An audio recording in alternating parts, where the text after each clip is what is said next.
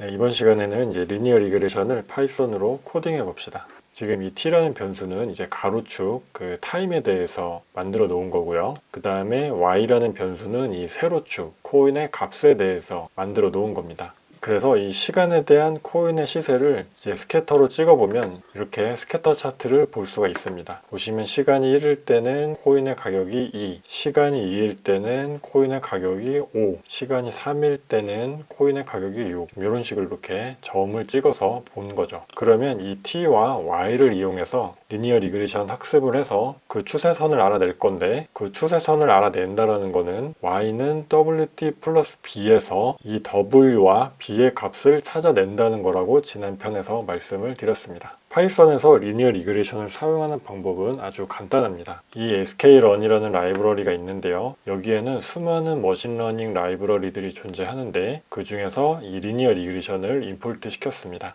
그리고 학습을 위한 코드는 단 2줄이면 됩니다. 이 리니어 리그레션의 인스턴스를 만들었고요. 이 fit 함수에 t와 y를 넘겨주면 알아서 학습을 시켜줍니다. 그러면 이렇게 2줄만 코딩을 하면 y는 wt 플러스 b에서 w의 값과 b의 값을 알아낸 겁니다. 여기는 뭐 이 w와 b를 그냥 이제 프린트 시킨 거고요. 이렇게 해서 이 코드를 실행하면 w는 3.1, b는 마이너스 1.7이라는 값을 찾아냈습니다. 그러면 이 w와 b가 잘 찾아졌는지 확인해 봅시다. 자, 어떻게 확인을 할 거냐면 이 파란색 점들을 가장 잘 표현하는 이 직선을 그릴 수 있으면 되는 거죠. 우리는 이 w와 b를 알고 있으니까 이 t의 값 1, 2, 3, 4, 5를 각각의 t에 넣어서 y를 구해서 그거를 직선으로 그려보면 되는 거죠. 자, 이렇게 하기 위해서 코드를 최대한 풀어서 코딩해 놨습니다. 그리고 이 wt 플러스 b 연산을 하는 이 w 곱하기 t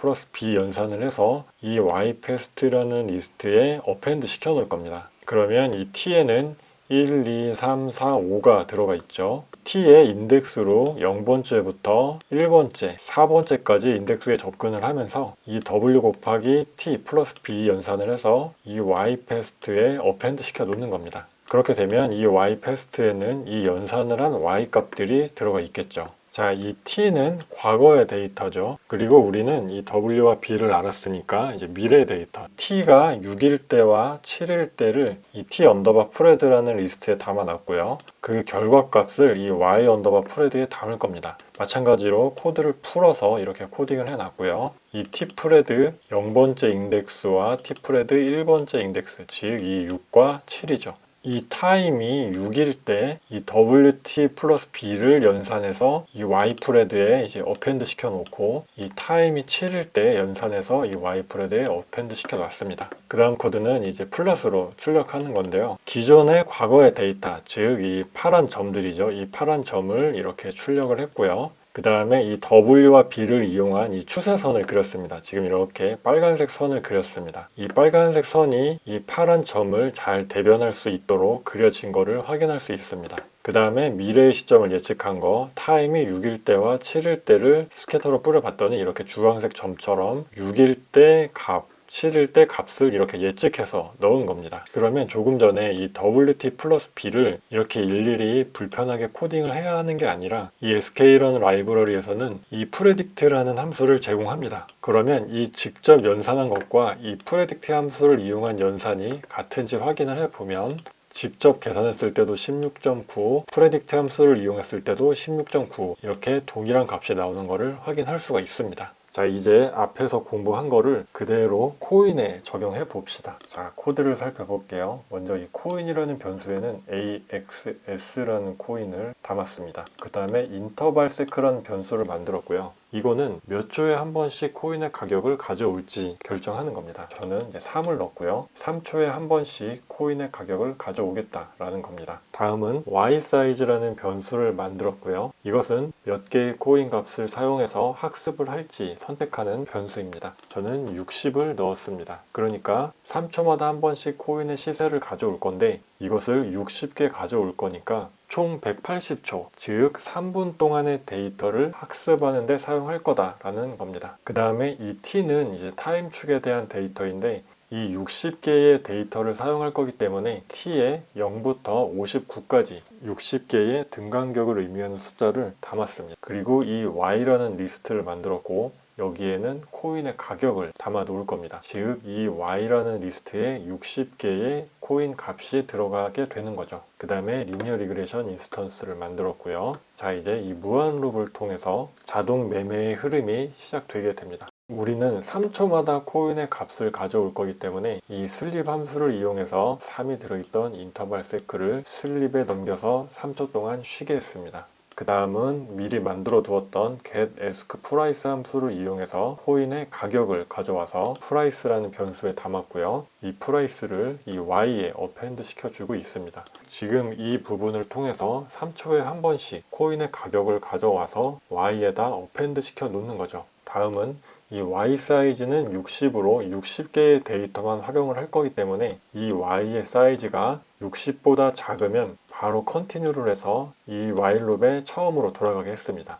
그리고 이 y 사이즈가 60이 되면 이 if문은 무효하게 되겠죠. 그러면 다음 코드로 넘어갈 겁니다. 자, 이제 y에 60개의 데이터가 만들어졌으니까 이 fit 함수를 통해서 학습을 하면 되겠죠. 그래서 이 시간축에 대한 데이터 t와 코인의 가격을 가지고 있는 y를 넘겨서 학습을 시켰습니다. 그리고 나서 predict 함수를 통해서 이 시간축에 미래의 시점을 파라미터로 넘기면 이 y 언더바 프레드가 나오겠죠. 우리는 이 과거의 시점을 0부터 59까지로 했기 때문에 60이 되면 미래의 시점이 됩니다. 그래서 이 predict 함수의 파라미터로는 60을 넘겼습니다. 이 y 언더바 사이즈는 60을 가지고 있죠.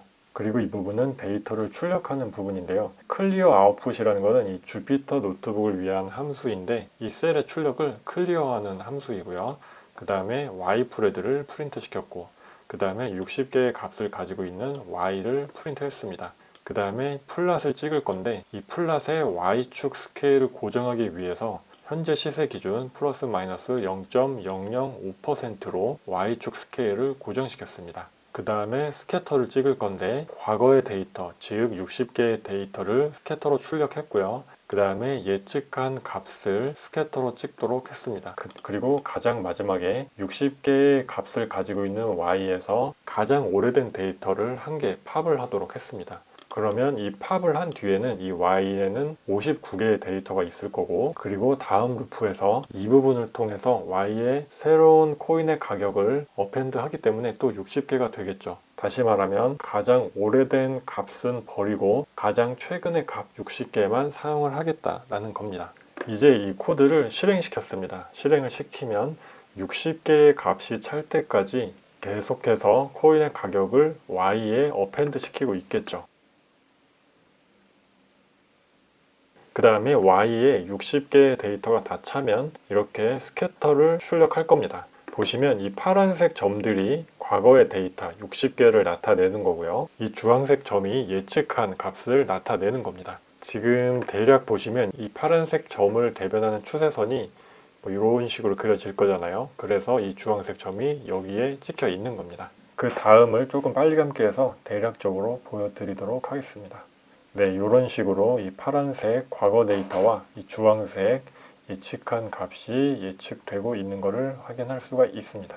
지금 이 시점에서는 이 타임이 50 정도를 기점으로 시세가 하락하고 있습니다. 그런데 이 예측한 주황색 점은 아직도 위쪽에 있죠. 그거는 이 과거 데이터 0부터 50개가 상승하는 추세선으로 있기 때문에 이 주황색 점이 아직도 위쪽에 있는 겁니다. 자, 그러면 이런 경우에 코인의 시세가 하락을 하고 있는데 예측한 값은 상승을 한다고 보고 있으니 이런 거는 어떻게 하면 좋을까요?